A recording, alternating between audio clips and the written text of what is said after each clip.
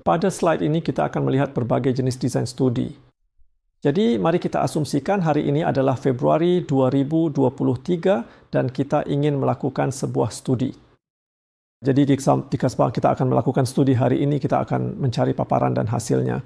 Pada waktu yang sama, ini adalah contoh studi potong lintang karena paparan dan hasilnya terjadi pada waktu yang sama. Namun, jika kita akan mulai hari ini, lalu kita akan mengikuti kasus-kasus tersebut di masa depan, kita memiliki dua pilihan. Kita bisa melakukan uji klinis, bisa berupa uji klinis terkontrol secara acak, atau kita akan melakukan studi kohort. Perbedaan antara studi kohort dan uji klinis terkontrol secara acak adalah pada uji klinis terkontrol secara acak terdapat sebuah eksperimen. Namun, pada studi kohort hanya ada tindak lanjut saja. Jadi, mari kita lihat contoh-contoh berikut ini. Jika Anda akan membandingkan antara siswa-siswa yang tinggal di dataran tinggi dengan siswa-siswa yang tinggal di permukaan laut, seperti di kota Jeddah. Jadi kita akan membandingkan kedua kelompok ini berdasarkan nilai mereka, dan kita akan melakukan tindak lanjut terhadap mereka hingga 6 bulan. Jadi ini adalah contoh studi kohort, karena kita hanya akan melakukan tindak lanjut terhadap para siswa tersebut. Kita tidak mengubah cuaca. Cuaca di dataran tinggi tetap seperti itu, kita tidak menentukan cuaca ini dibandingkan dengan mereka yang di dataran rendah. Jadi kita tidak mengubah cuacanya.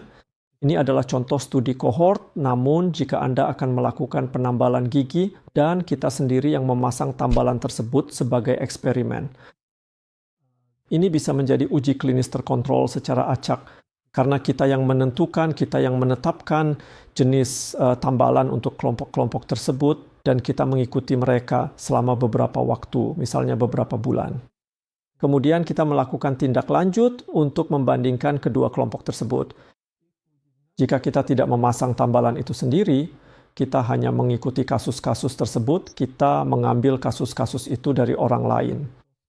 Dan kita menindaklanjuti kasus-kasus tersebut untuk beberapa waktu. Ini adalah contoh studi kohort. Jadi perbedaan antara uji klinis kohort dan uji klinis kontrol acak terletak pada bagian eksperimentalnya.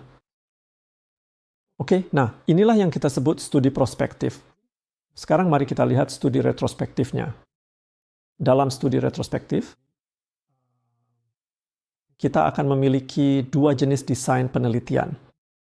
Baik studi kohort retrospektif maupun studi kasus kontrol. Jadi mari kita mulai dengan retrospektif, mari kita mulai dengan studi kasus kontrol terlebih dahulu. Dalam studi kasus kontrol, kita akan mulai dari hasilnya, lalu kita akan menelusuri kembali ke penyebab dari hasil tersebut. Jadi kita akan memiliki satu kelompok dengan hasil tersebut dan membandingkannya dengan kelompok tanpa hasil tersebut, lalu kita menelusuri kembali apa penyebab dari masalah-masalah ini. Inilah yang disebut studi kasus kontrol. Sedangkan pada kohort retrospektif, sekali lagi, filosofi dasarnya sama dengan kohort prospektif.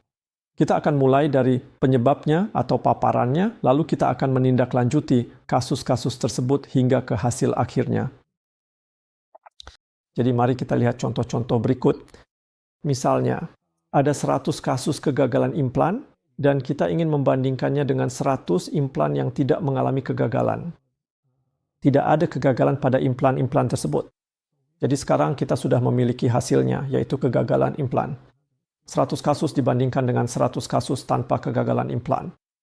Kemudian kita melihat ke belakang 10 tahun yang lalu untuk mengetahui apakah mereka merokok pada saat itu atau apa yang bisa menjadi penyebab kegagalan ini. Jadi kita mulai dari hasilnya, lalu kita mundur ke penyebab atau paparan yang mereka alami di masa lalu. Jadi ini adalah contoh studi kasus kontrol. Namun jika Anda melakukan sebaliknya, kita akan melihat kasus-kasusnya.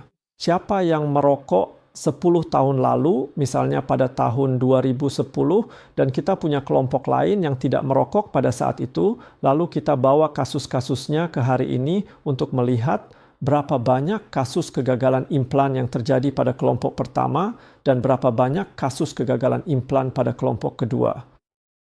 Jadi kita mulai dari penyebab, atau dari paparan di masa lalu tahun 2010, dan sekarang kita evaluasi kasus-kasusnya di tahun 2023. Jadi ini adalah contoh cohort retrospektif. Jadi pada studi kasus kontrol, kita mulai dari hasilnya, lalu kita bergerak mundur ke penyebab atau paparannya. Pada cohort retrospektif, kita mulai dari paparan atau penyebab, lalu kita bergerak ke hasil, yang mana ini kebalikan dari studi kasus kontrol. Dan dengan cara yang sama, jika Anda akan melakukan cohort prospektif, kita mulai dari penyebab dan akan menindaklanjuti kasus-kasusnya hingga ke hasil. Jadi di sini kita bisa melihat ringkasannya dari hasil ke penyebab. Ini adalah studi kasus kontrol. Dari penyebab atau paparan ke hasil, ini adalah cohort. Dan jika ada bagian eksperimental, ini akan menjadi uji klinis terkontrol secara acak. Dan jika paparan dan hasil terjadi pada waktu yang sama, ini akan menjadi studi potong lintang. Terima kasih.